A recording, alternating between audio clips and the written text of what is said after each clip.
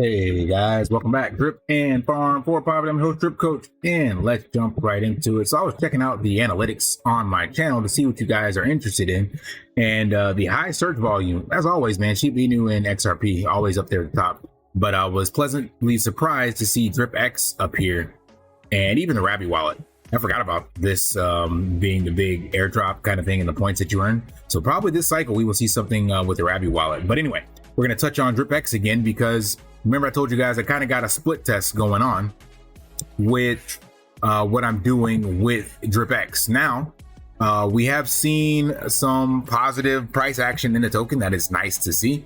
Still got a far cry to come back for from where it was. But remember, I told you guys I'm evaluating this on 120 days, 111, basically 4 28-day payout cycles to see how this goes, so that I can compare it to Drip. I did not get in the Drip at the launch, nor was I around for the peak to its bull run. So this was my narrative to kind of see if getting in first, if you have that opportunity. Now, granted, I told you guys that I didn't understand the mechanics, so I didn't benefit like some of the other players did from knowing how Titan X was set up by creating the long-term miners. So on the second account that I'll show you later, I did that strategy, and we'll see where that one's sitting at right now. But the jury is still out. And on this account, I showed you guys that I was able to pull out the, I will call it the 0.1 BNB. So about $350 or so. Let me see. So I want to make sure I keep this transparent and straight up. So it was more than $1,000 I had because I kept some that I was putting in a liquidity pool. So these show all the deposits that I had in the BNB amounts. And then the miners that I created, and then some of it that I put straight into staking, and some that I put into the Dripx wrap drip pool initially. So there's $1,500 there, and then I have claimed so far 55 and 375. This is still sitting in the wallet, so it may go up or down, but we're going to use this value of what it was when I claimed it out. Same for this, even though I think I put some of this back. But basically just looking at the BNB payouts that I've taken out, and if I ever see a pump in the price and I'm able to actually sell some wrap drip, we'll put that there as well. So currently I have no wrap drip to sell, and everything is sitting in my stakes, and I have been moving them over into long-term stakes. Also, this initial 28-day stake came mature, and I rolled it back into a long-term stake again, so that was able to be recycled. And then I think my last miner expires like in 30 more days. So I only went out to 62. And I know, again, people in the community are like, you got to put more money in, you got to do this, you got to do that. But again, this is an evaluation for me, and I'm not going to viper any of my stakes. So I'm not going to spend 0.1 BNB for something that cost me 5 BNB or right at 0.1 BNB. So we're going to let this play out and see how it goes. As of right now, there's another 915 to claim. The next 28-day cycle won't look that great either because I won't have that much to add in. But we will see. The 90-day one could bring it back up. So I think if all goes well, I'll be looking at maybe 50% ROI, I guess, after 90 days. And then we'll look at this other account real quick. So this is the other account. This is the one where I created a bunch of smaller stakes pretty much like every day, so that I would be able to claim them out and then add them in. And they're all pretty much in negative ROI territory up until, what is this? Like, yeah, a month and a half or so. But they're all like a level 1, 2, 3, somewhere in there, power miner for the most part. And it was, again, about $1,000 worth. It's telling me right now the market value is more than that, but we will see when this is all said and done. So there's a lot more miners in here and than I was when I started. So this was based off of the thesis of what everybody else was telling me in the community. So as of right now, I have not been able to get that many over into the stake, but you see that I put them in at the full term, 288 days or something like that, 2088. Maybe I hit 35. I don't remember what I did, but basically the maximum return for the interest rate. And as they mature, I'm just rolling them in basically. So right now, my payouts for this are sitting at 4 cents and 38 cents. So definitely nothing to call home about on these. But this one will be a longer thesis, I guess the 1 year or something, whatever the longest miner was that I created. I guess that will be the thesis for this one, which the longest would be 265 days from now. So just under a total year is what I'm doing. So I think I definitely had a 280 max miner on there. So we will circle back to that, and we'll still be in the bull run by that time. So we will see what happens. So at a minimum, maybe the price of BNB will help this go skyward. But basically right now, I'm still neutral, but even the long-term quote unquote correct way to play the game hasn't yielded any results as of yet. However, again, things do look as though they're trending in the right direction. So I will at least say that, but it's going to take, I think, like I said, some more eyes on the project, excitement, things of that nature. So it's got a little ways to go, but the way the team has things set up right now and the pivots that they keep doing is phenomenal. So there's this new thing now of like naming your miners, I guess. Maybe that's for the NFTs to sell or whatever the case may be. I don't know how much traffic is on the NFTs. Probably not too much, because we all know that charts is what sells projects. So we will see how this plays out, but there's still over $1 million in the buy and burn, and that's doing good. And they posted their stats on the last vault injection coming from Pulse.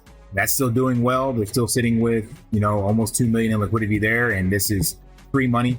And I do like that they are still strengthening the wrap drip pair over on Cowtip. So even though that's not wrap drip on Binance, it's going to be wrap drip on another chain, which still adds that arbitrage opportunity for it across the ecosystem. So that will eventually find its way back to OG drip. So I'm not seeing wrap drip here by itself, but maybe it's on Pulse.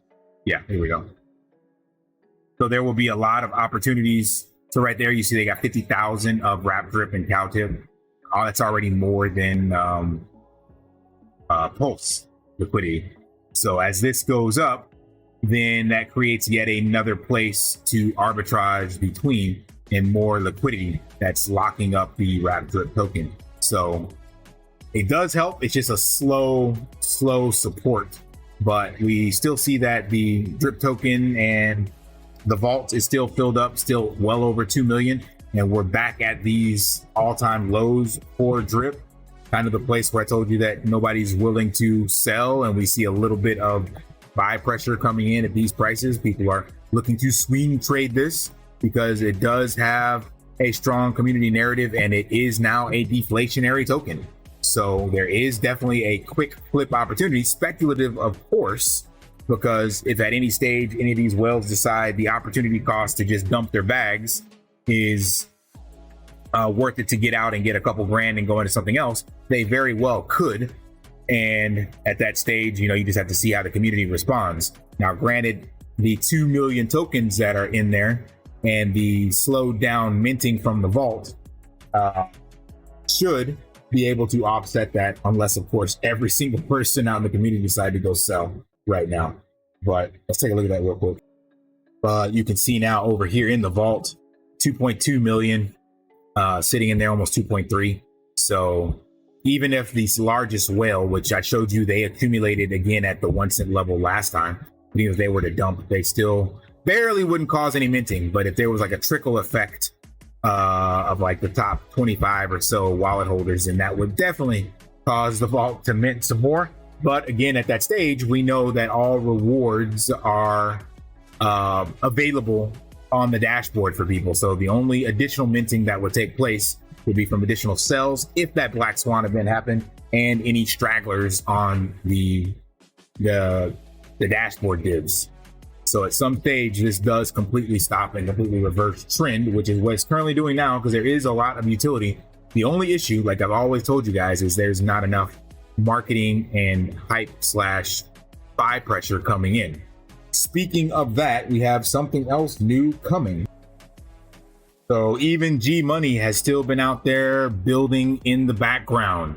So, you know, he released his gas pump games. I don't know how much support he's gotten on that, but he was also, that showed you guys, creating this Piggy Plinko, but apparently something happened to where he decided to pivot and build something more bullish. So he has this, we are answering your call. We have a Fountain 8.0 on our hands. I have no idea what the hell that is. 8.0, that is crazy. I don't even know what happened to 3, 4, 5, 6, and 7.0. But claim and compound simultaneously, manually or automated. Can take your principal out whenever, never locked. Choose what tokens you get paid in. Much better APR. So he was hell-bent on getting Plinko out, like I think before the end of April. And then he made this switch.